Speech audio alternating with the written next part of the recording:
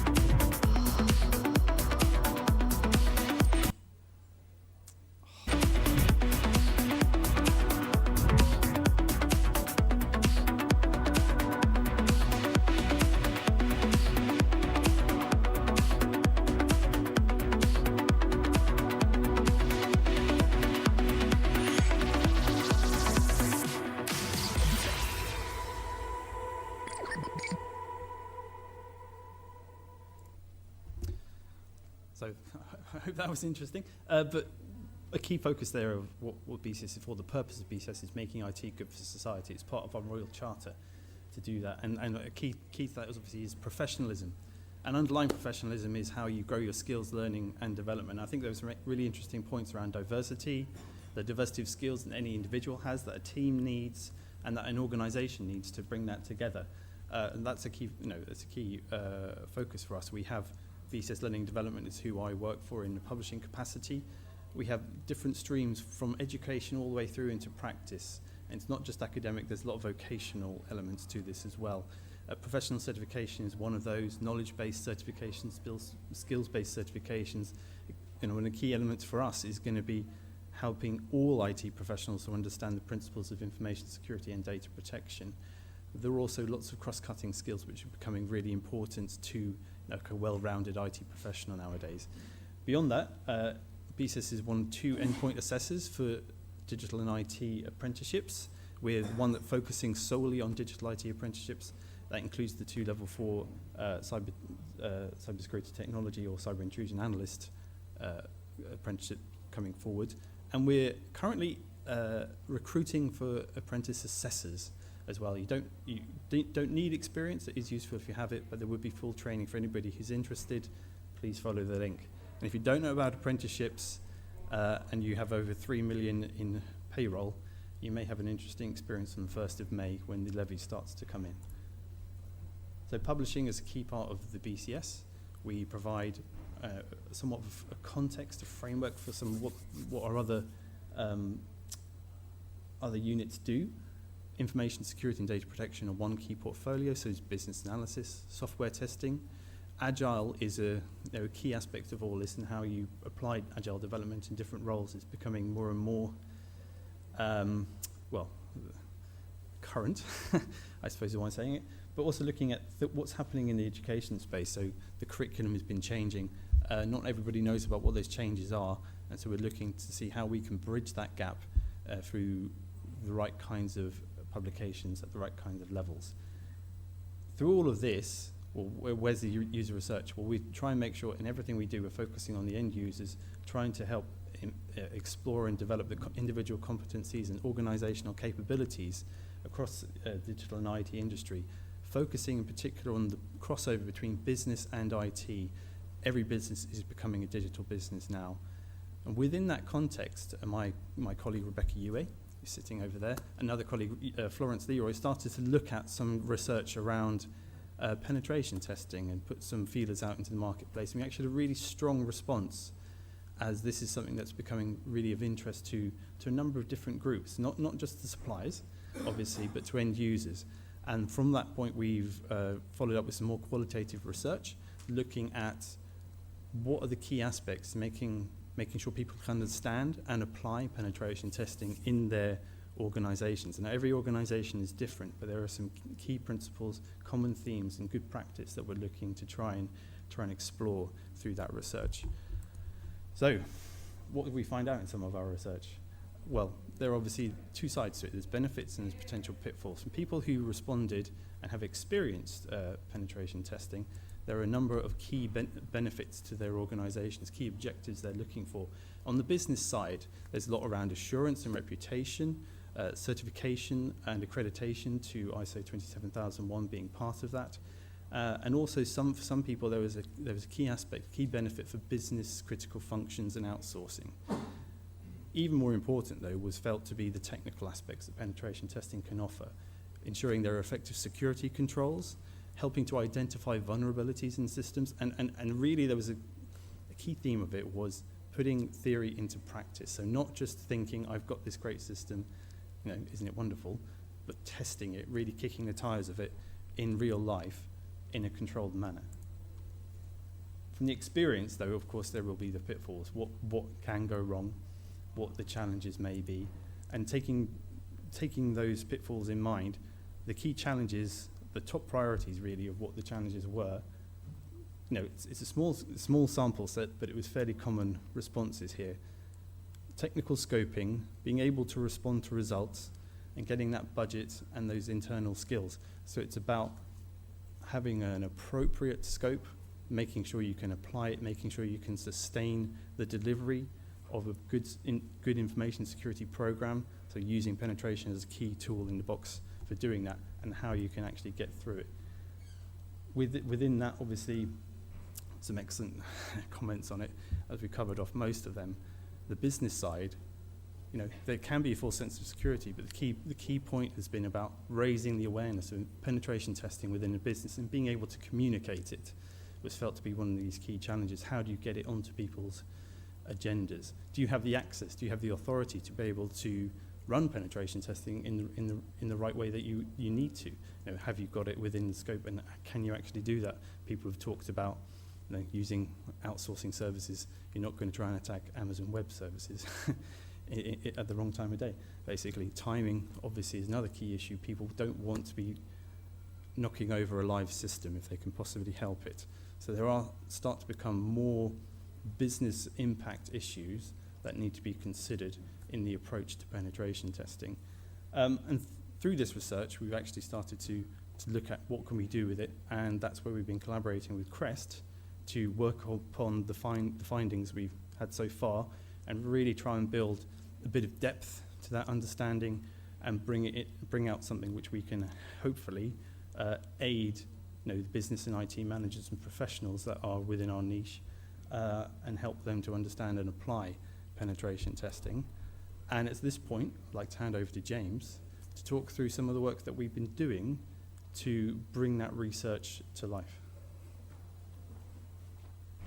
Thanks, Ian, and good morning, everybody.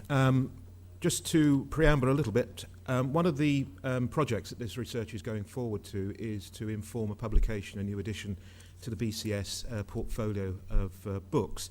And it is a book which is aimed at informing people who are interested in penetration testing, both from a technological and from a business perspective. And one of the things that we're finding is that there are a lot of people out there in organizations and enterprises who need to find out about penetration testing, what is it, what are the basics, what are the repercussions of penetration testing, but are finding it difficult to get some core information because they're business people, they're business owners, they're not technologists, they're not techies, they're not from the IT function. So I'm going to briefly highlight some of the findings that are informing the contents of this publication and tell you something about two penetration test workshops that were held back in October 2016 and last month in March, where we invited a cross-selection of practitioners and penetration test service providers. So we had some customers and some techies in the same room, around the same table. We really wanted to talk to them, pick their brains and find out what are the key issues that they're having to deal with at the moment. What are the challenges for somebody who is out to specify penetration test services, but also from the supplier side of things, what are they finding when they speak to current customers and prospective customers? And I'm also going to move on from that to explain to you how the information that we've got from those workshops is going to inform the contents of the publication. The publication is a work in progress.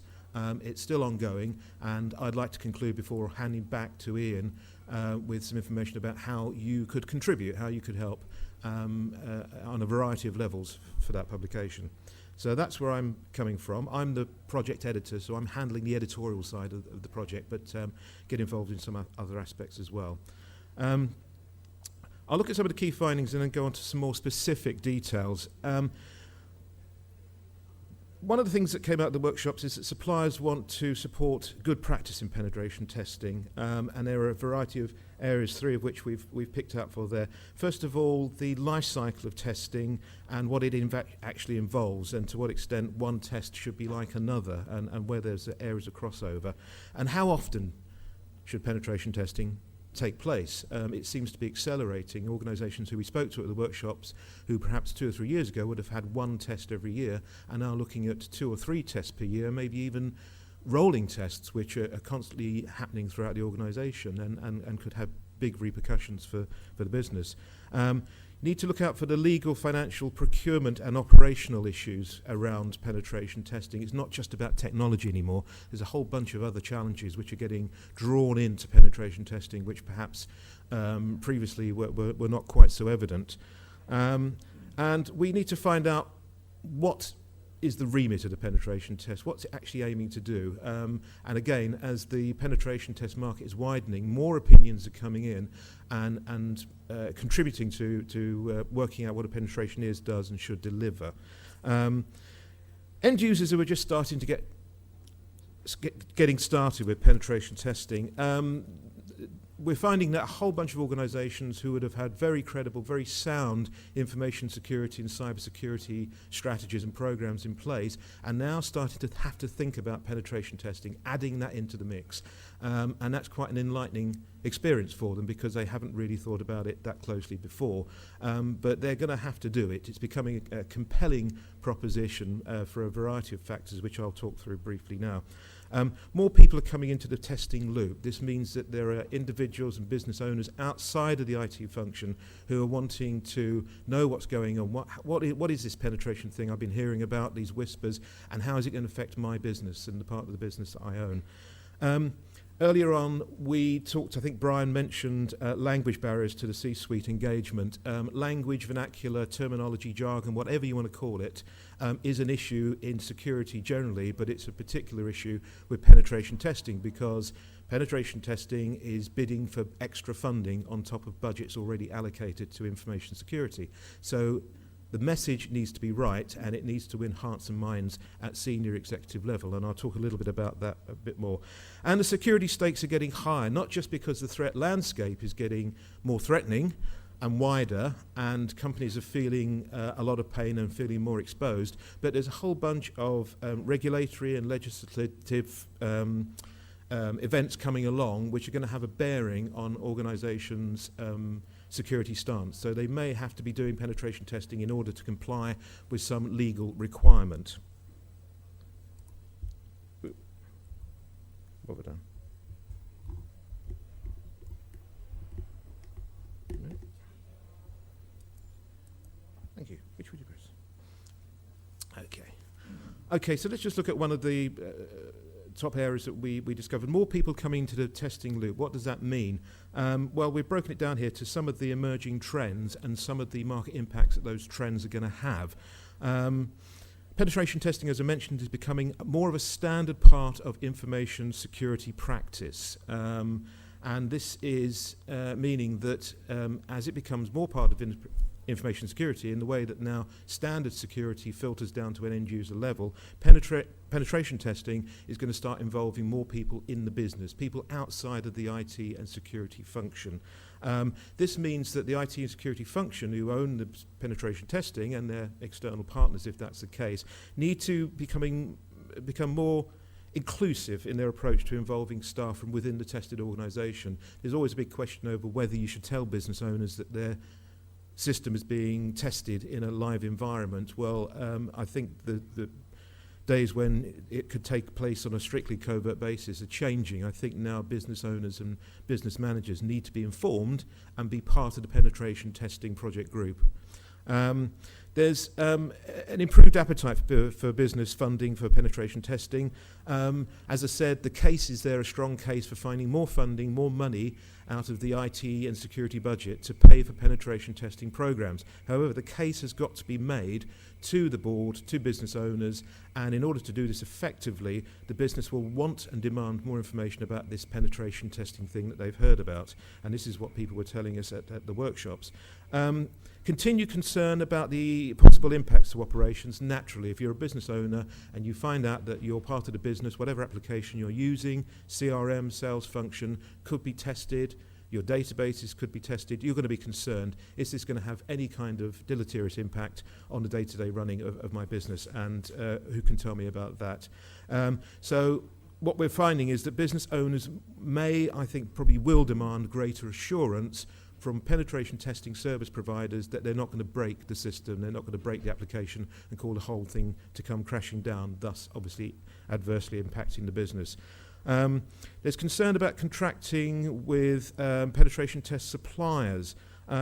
Penetration testing service provider accreditation is becoming more and more important. It's going to be one of the badges, one of the hallmarks that prove that your penetration testing service provider knows what they're doing, they've got good people working for them, and they're not going to break the system, and they know all the right questions to ask and the right way to go about it. So for non-technical business managers, this is very important because it's unknown territory for them. They need to go out and find out about these penetration testing service providers, and it's going to become a bit of a challenge for them. And as I mentioned earlier on, there's going to be more frequent penetration testing across the IT estate. As it becomes more rapid, more frequent, more regular testing programs, stretching out planning for 3 months and testing programs lasting for another 3 months, perhaps testing programs overlapping, which may not have happened before, business owners and other stakeholders are going to be looking for greater consultation and involvement in that process. We mentioned language barriers to the C-suite engagement. Why is this becoming important? Because we want to gain board-level approval for penetration testing budget, which may be on top of expenditure already set aside for standard IT security products and services. This means that more C-level executives are going to get involved in this discussion.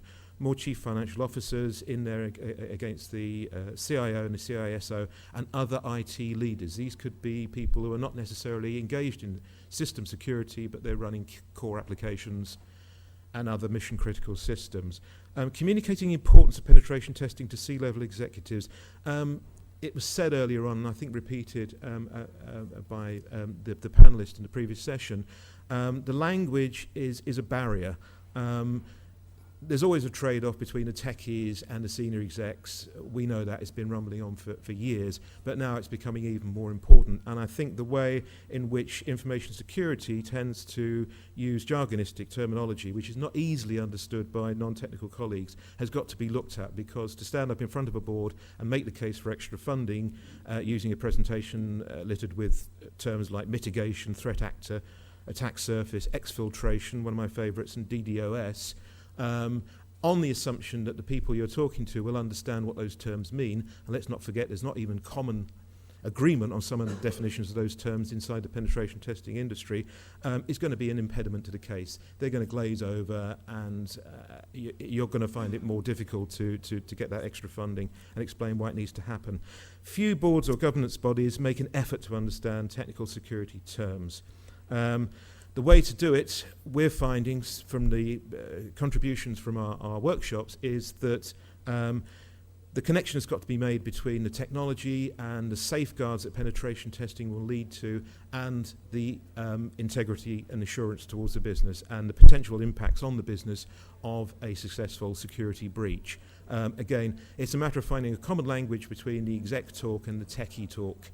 And I think there's a real opportunity for those involved in penetration testing here to try and find the best bridge between those two different ways of expressing themselves. But as I say, leads on to a bit of an opportunity, I think, for the penetration testing part of information security to add value to what they do. They can get into a conversation with board budget brokers and try and understand and better overcome some of these language barriers by making the connection between the business and the technology, because they're on the forefront of some of the challenges that information security currently faces. It's getting more important. Security stakes is getting higher. I'm not going to go down the list of drivers on this side of the table here. It's some of these acronyms will be well known to you. The forthcoming legislation and regulation that all business owners and IT leaders have got to be aware of, and they are going to have an impact, we're hearing, on how penetration testing and IT security in general is being handled.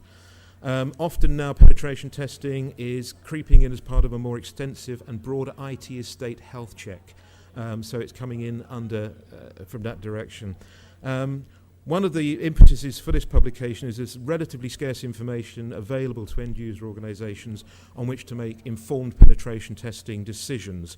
There's information out there for techies, for people who are professional security professionals, but for business owners, for people who are non-techies, who just want something a bit above a dummy's guide to penetration testing, and who want something that makes a connection between the technology and the business impacts, there's not a lot out there. There's not a lot of information because we've looked and we couldn't find it.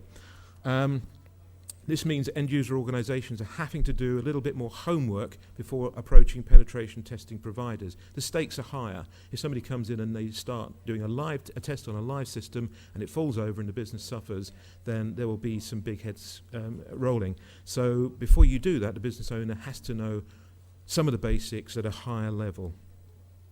This means they're having to spend more time trying to find a partner, a penetration test service provider partner, who is a good technical and cultural match. There's got to be a good match between the way in which they approach penetration testing, because at the moment a lot of penetration testers adopt a fairly proprietary approach to what they do. So it's got to be a good match in terms of the technology you already have with the technological understanding the penetration tester has. And as I said, there are a few sources of independent guidance for non-technical and business managers. So we're trying to fill that gap, if you will, with this publication.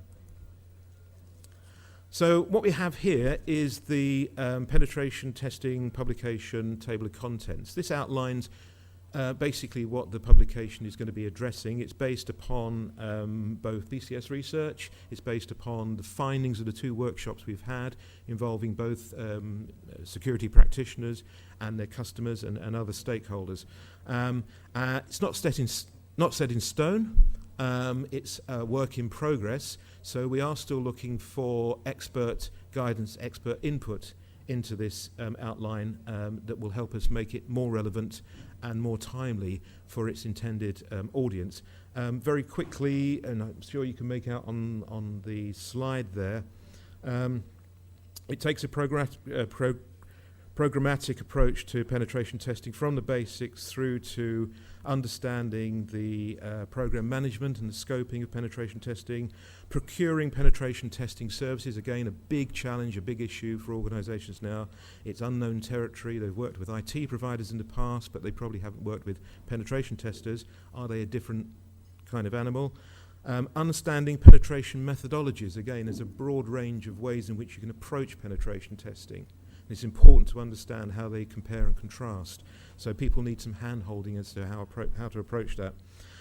Reporting, penetration testing reporting is a big issue. Who should see those reports? What should they contain? Should they be weighted? What are they intended for? Should you think about the report first before you start devising the penetration test? This, from the workshops, was a big area of concern because obviously it is the final output that the penetration test success, to some extent, is going to be judged on. And finally, part 6 there, penetration test outcome remediation. To what extent does penetration testing set the agenda for what comes next, how you fix any problems that the tests uncover? So, as I mentioned, we're looking for future involvement. There are a number of ways we can get involved, and I invite you to get some more information about those. We currently have, for the publication, 10 contributors already on board. Those contributors include academics who specialise in IT security and penetration testing, practicing penetration test service providers, IT specialists, and even some individuals from the end user community who are particularly well informed about penetration testing. But we're seeking new authors for some of the key sections, and I can tell you about those offline if you're interested in getting involved. We're also searching for reviewers who will serve to validate editorial content as it comes in, basically cast an expert eye over it and let us know, give us an opinion on whether it works for them or whether it needs more work or whether it's covered off all the bases which are important in this context. So again, reviewers we're also looking for. Commissioning support, just to mention, if you're interested in getting involved, you're not an author, you're not a writer, you haven't done anything along these lines before since you did essays at college or university, we've got people working on this project, people working on this team, such as myself and my colleague Becky there, who have come from an editorial, publishing, magazine, book background, who will give lots and lots of hand-holding, support and advice on how to deliver a really good piece of work. And it's an ongoing iterative process. We have draft after draft until we get it right, and we involve the author all along the way there. So if you've any worries about writing something and are not sure about that, help is at hand. You will not be left to go off and do it by yourself. And all the specifics are done in agreement between the author and myself as a project editor. So it's a collaborative process between the authors of the book and the editors. And as I said, in terms of development support, review, working group feedback is aimed at making sure we've got a really good publication which has got great technical quality. Again, looking at some other publications, technical quality is there, but is it understandable for the non-techie, for the business manager who has to grapple with these challenges? So get in touch, come and see us at the BCS stand. It's just inside the main hall there on the left. And there's some more contact details there if you want to find out more. If you just want to ping me or Ian or Becky to find out what it's all about, but decide you don't want to go with it, that's not a problem, please get in touch. On that note, I will hand back to Ian. Thank you. Thank you very much, James. Just as another piece that we're not looking for a lot. Whatever you think you can cover is what we'd be interested in.